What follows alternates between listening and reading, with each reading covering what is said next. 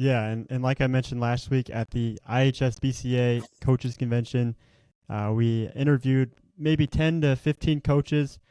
So we're planning on trying to roll those out throughout from now until the start of the spring season. So we'll get into one of those interviews right now.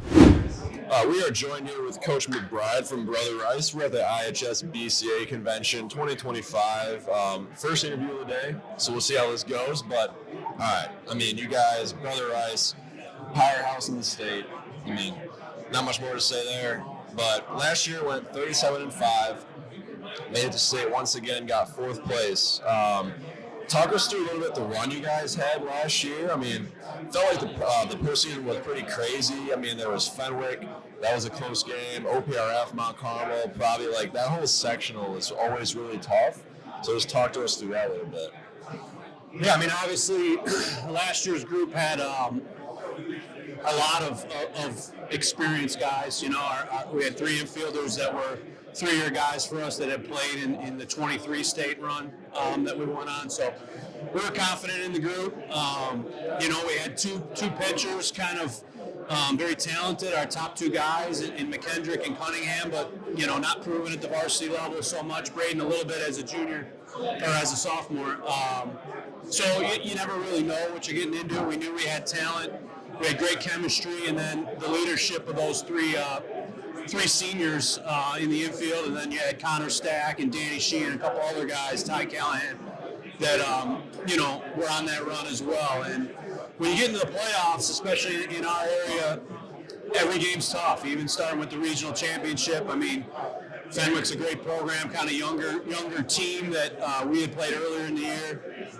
They obviously got better throughout the year, so but playing close games helps you, I think, you know, and that's why we play a really difficult schedule, or try to every year, because I think that prepares you. And you know, then you get into the sectional, and it seems like us and Mount Carmel are meeting every year, and they had gotten us in 24 after we got them a few years in a row. So those are fun games and close games, and obviously you know, a rival school and someone we're used to playing at that level. And then once you get to the Super, it's kind of candy at that point. You know, you want to win that game, but we talk about that being the goal of ours every year, is to play in that big Super at Ozinga and get our kids in that environment. And you know, we're still trying to bring home that first place trophy, but we're proud of the run our guys have been on, and we return a lot. So hopefully we got a chance to make some noise again this year.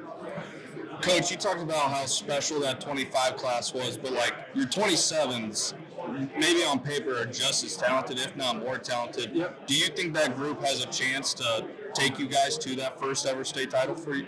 Yeah, sure. I mean, you're right. They're extremely talented. I think on top of that, they're all hardworking, you know, good kids, good teammates. I think, you know, we kind of just listened to Coach McDonald from Louisville talk about leadership a little bit. I think that's what remains to be seen, you know. That group last year did such a great job of leading. I think when you get into the playoffs and you get into those, you know, do or die type situations where you win or go home, that's the most important thing, is having, you know, tough kids that are leaders, that can play through adversity, can play through, you know, being behind.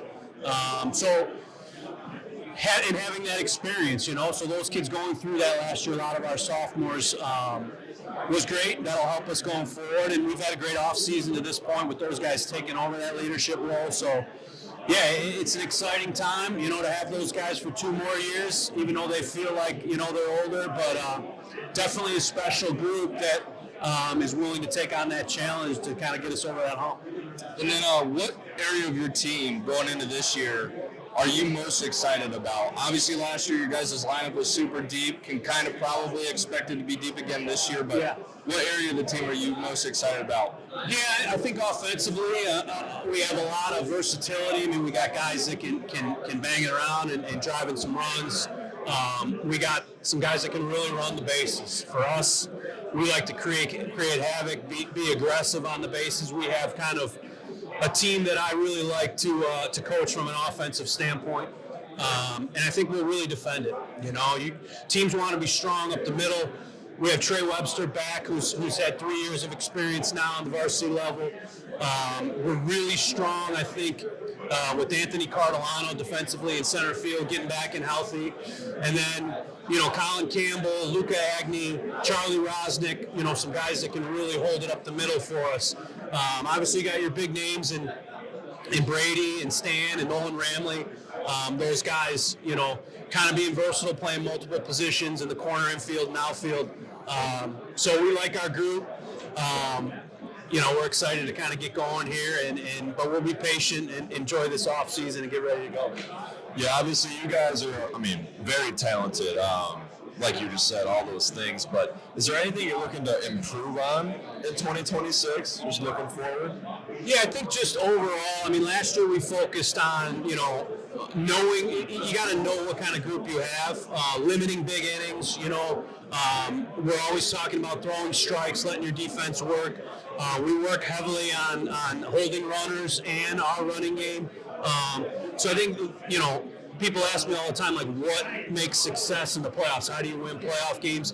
It's being really good at those things where you can create runs.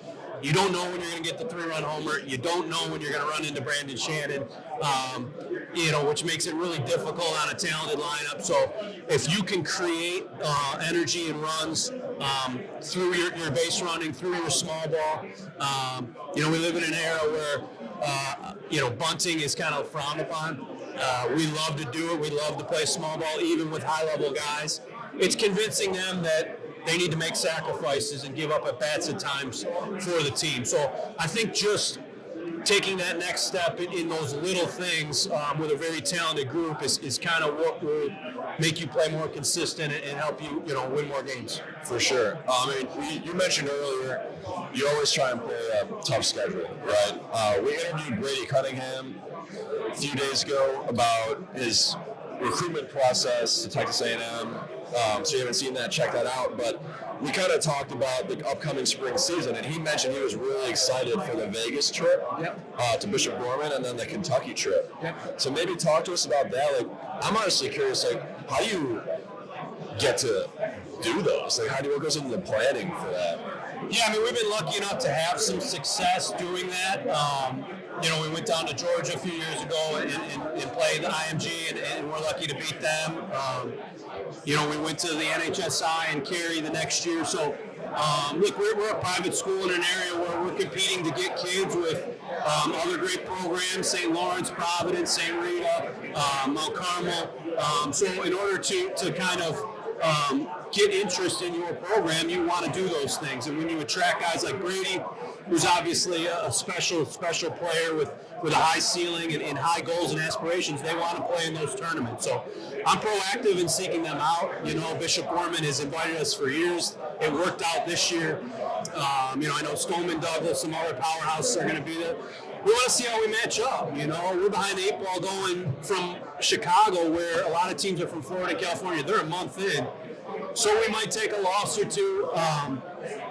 That's okay. I think it all prepares us for later in the year. I promise you this, we're going to see an arm or two out there that is just as good or better than any arm we'll see throughout the year. So if we can knock that out early, learn some things, understand, this is the type of teams in games we need to win when it's go time in the playoffs, we're going to do those things. And then in high school, it's about your experience, right? I said we're a private school. We do things a little bit differently. I recognize that.